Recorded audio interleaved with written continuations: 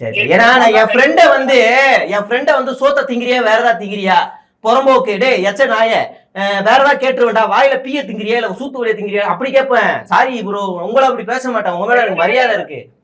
இல்ல அவனை எச்ச பொறுக்கின்னு கேட்பேன், தெரு பொறுக்கின்னு கேட்பேன். அவன் கோயம்புத்தூர்ல பேப்பர் பொறுக்கிட்டு இருந்த நாய், அவனை அப்படிதான் கேட்பேன். நான் அவனை போய் உங்க நினைச்சிட்டேன். Sorry bro. நானு அவனை மானங்கட கேட்பேன், ஏண்டா சோத்த வாய் வழியா திங்கிறியா இல்ல சேர்ல சோத்த போட்டு அது மேல உட்காந்துக்கிறியான்னு கேட்பேன்.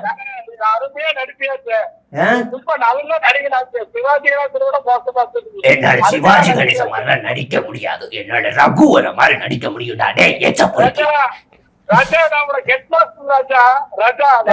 ஹெட்மாஸ்டர் டயரை குத்தி நான் காத்து புடுங்கி விட்டேன் ராஜா. நான் படிக்கும் போது ஹெட்மாஸ்டர் ஓட விடுவேன் ராஜா. நானு ஹெட்மாஸ்டர் டேய் யாரா நீ எங்க இருந்தா பேசுற, வாடா நேர்ல வாடா. ஏண்டா டிபேட்ல பேச வக்கு இல்ல, பாயிண்டா பேசினா செருப்பு எடுத்து அடிச்சு அனுப்புறாங்கன்னு தலைமை. இனிமே யாரும் டிபேட் ஷோல போய் உக்காராதீங்கோ, நம்மள அசிங்கப்பட்டி கேவலப்பட்டி எச்சைய தூப்பி விட்டுறானுங்க.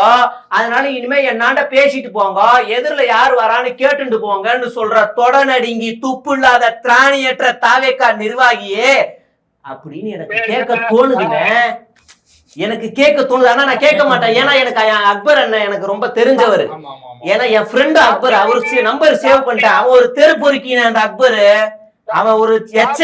அவனை போய் நான் திட்டுவேன், உங்களை திட்டுவேனா நானு சொல்லுங்க.